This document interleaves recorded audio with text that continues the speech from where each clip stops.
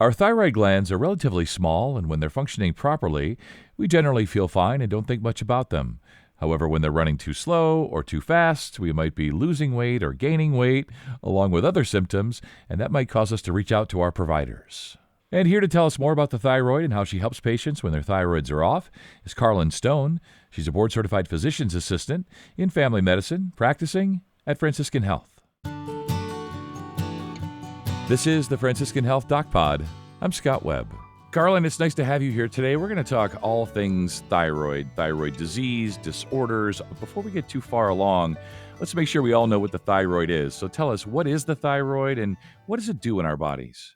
It actually kind of looks like a butterfly-shaped gland that sits right in front of your neck, and it's very small. Most of the times you can't even feel it there. But the main thing that it does for us is that it produces hormones T3 and T4, and those hormones are responsible for our body's metabolism, our heart rate, temperature, energy, and our weight. Sure. Yeah, so it's relatively small. We don't really know it's there, especially when it's doing its job. But I'm sure there are, or at least I'm aware of, some of the common thyroid diseases and disorders. Maybe you can go through those for us. The two most common ones I will talk about today are hypothyroidism and hyperthyroidism. Okay. So, the first one, hypo, it's also called Hashimoto's thyroiditis, and that is basically when our thyroid is underactive. So, it's producing none or too little of T4. And then the sister, I like to call it, the hyperthyroidism, that one's called Graves' disease. And that is when your thyroid produces too much and it's overactive. All right. So, being the layperson here, so sometimes it could be not doing enough. Sometimes it could be doing too much. Are there signs and symptoms of the disorders?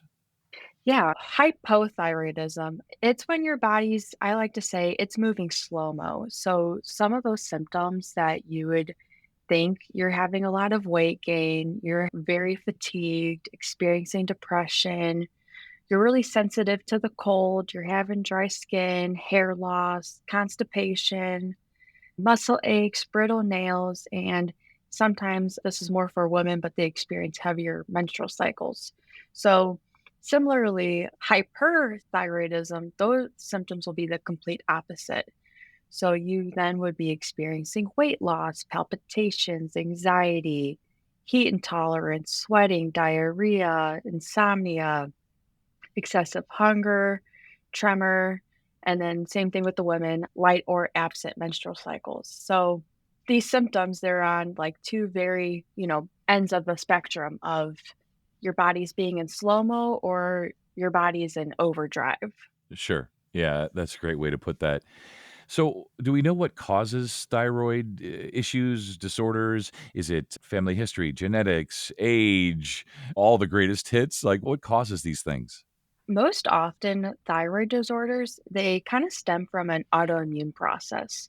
Just for like simple terms, autoimmune, it's a disease process where the body, like your immune system, starts to attack itself, like its healthy cells, tissues. So, for instance, the thyroid disorders will become autoimmune, and for some reason, your body thinks the thyroid is a problem, it starts to attack itself. Another thing that I'd like to share is that hypothyroidism, it's underactive, so your body's in slow-mo, and one thing, it doesn't have to be diagnostic, but could be shown up on lab results, is that they would actually test positive for TPO antibodies. So it's not required to make the diagnosis, but it is good to know that if you do have TPO antibodies, then it is most likely an autoimmune process. And then similarly, hyperthyroidism, it's in the fight or flight mode. And those patients would actually test positive for TSI antibodies. But again, those aren't required for a diagnosis. Okay. Yeah, I want to talk a little bit about diagnosis. I'm assuming, good patient history and probably some testing and things like that. So, how do you diagnose? Because when you were going through the signs and symptoms, I'm thinking about those lists of, what's in either in slow mo or overdrive and thinking, well, those could be other things too, not necessarily thyroid or isolated to the thyroid. So, how do you diagnose thyroid disorders? When I am talking to patients, I think family history is the most important question you can have. Okay. A lot of times if I'm hearing these symptoms, I'll go ahead and ask, does anyone in your family, like mom, sister, aunt, grandma, have a thyroid disorder? And they go, oh, yeah, my mom and my sister, they both have thyroid problems. So that's Right. also like a good kind of clue for me to know that we're heading in the right direction because oftentimes thyroids like to stay in the family and they also like to target women more than men. Hmm. Another thing that I actually like to ask is if the family has any autoimmune conditions. So I'll ask, like, anyone in your family have a diagnosis of type 1 diabetes, lupus, psoriasis, Crohn's, rheumatoid arthritis. Yeah. These are all other autoimmune conditions. And oftentimes, if a family member gets diagnosed with one autoimmune condition, 9 times out of 10, they will also develop more autoimmune conditions later on in life. And those play a big role in our genetics. So if there's a lineage of it, then oftentimes you can kind of make that inference that maybe we got an autoimmune condition. And a lot of times, thyroid is the first one to kind of show up in the family history. Yeah, interesting. So, yeah, family history, genetics, autoimmune, disorders that run in the family, if you will. All right, let's talk treatment options. I'm assuming, again, being the layperson here, Carlin, Mhm. if it's running too slow, we speed it up. If it's running too fast, we slow it down. That seems simple enough to me, even for me, but I'm sure there's more involved. Actually, you're pretty much right on the money for those. Okay. So one thing that's really nice is that if I'm having a patient come in and they're explaining things, and if it's been a while and they're here for their yearly physical exam, one of the levels that I always order is the TSH, and that is basically our screening of how is our thyroid working. So if you have hypothyroidism, you will have a really high TSH, but a very low T4. And that's because our pituitary gland is basically sending all of these signals to our thyroid of like, come on, like, let's put in some work. And so when that's happening, our thyroid's not doing its job. So then we actually have to do thyroid replacement therapy. And the most common medication for it is levothyroxine. And that medication is actually weight based. So if you're a person that fluctuates on their weight, normally every 3 months they just draw the levels of the TSH and T4 just to make sure you're on an appropriate medication Right. for your weight. And for hyperthyroidism, it's the opposite. So our TSH will be very low, but our T4 will be very high. Hyperthyroidism, there's kind of two different treatment options that we can do.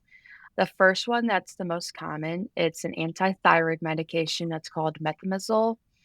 This one actually most patients will be on for a couple of years of their life and then they kind of do a trial period to make sure like is our thyroid okay or not. And then the other option is actually radioactive iodine. This one actually is more treated in the endocrinology office rather than family medicine, Okay. but this one is used to reduce the T4 production and like restore normal function. So for me in family medicine, I work mainly on the methimazole, but if I have a patient who's, the medication's not working and maybe they need the next step, then I would go ahead and send a endocrinology to do the radioactive iodine.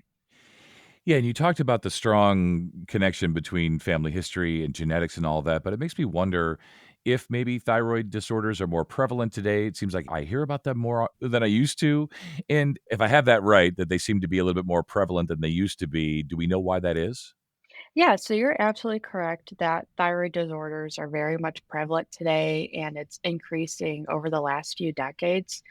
But honestly, I'd say this is more due to increased awareness and like we're improving our diagnostic criteria. One thing in family medicine that we have really started to, keen in on is an annual blood work screening for TSH, where years ago this wasn't a very popular, lab to order, but today Sure. everyone that comes in my office, I screen their TSH And so I feel like I'm having people that used to never come to the doctors, Hmm. or I'm having them come in yearly and we just say, "Hey, I have the family history of it." And I say, "Let's screen your TSH yearly. That way we can keep an eye on it." Right. So I wouldn't say it's more so of like your diet or your lifestyle. One thing I would say is that autoimmune conditions are becoming a lot more popular, and thyroid could be part of that answer of maybe why we're seeing more of it. But Right. oftentimes I'm saying it's just because we're catching it a lot earlier than we used to. Hmm. Yeah, better screening, earlier diagnosis. Makes me wonder, you talked about some of the medications, the issues, too slow, too fast. Is there anything else we can do with leading a healthier lifestyle, losing some weight, quitting smoking, all those types of things? Is there anything else we can do besides medications? Unfortunately, most of these times they are treated only with the medication. But Okay. one thing that I have noticed a lot of these patients say symptom wise, they're like, you know what, like I just feel really better now, is that they are doing an anti inflammatory diet. Hmm. So, autoimmune conditions, they're very inflammatory to us. And I started implementing, like, let's try doing some anti inflammatory diets to kind of help with these symptoms. Yeah. So, I'm telling patients, let's include more fruits, veggies, olive oil, nuts, seeds, fish, whole grains, ginger, beans, lentils, turmeric. These are good health foods that are known to be very like anti-inflammatory. And Right. when these patients are saying, you know what, like, I'm incorporating more of these and they're avoiding the processed foods, the sugar, all the carbohydrates, alcohol, they're like, I just feel like a whole new person. Hmm. So, along with the medication to just kind of like keep their levels in check, including this diet, they're just like a night and day difference for them. Yeah. Right, and even if it's just sort of, let's say, anecdotal on the feedback you're hearing from patients, I mean, I'm glad to hear that you're receptive to that, maybe sharing with other patients, and there's never a bad time, I guess, right, Carlin, to eat better, right, to eat eat healthier, but when we think about the things that can help, these anti-inflammatory type foods, I mean, why not, right?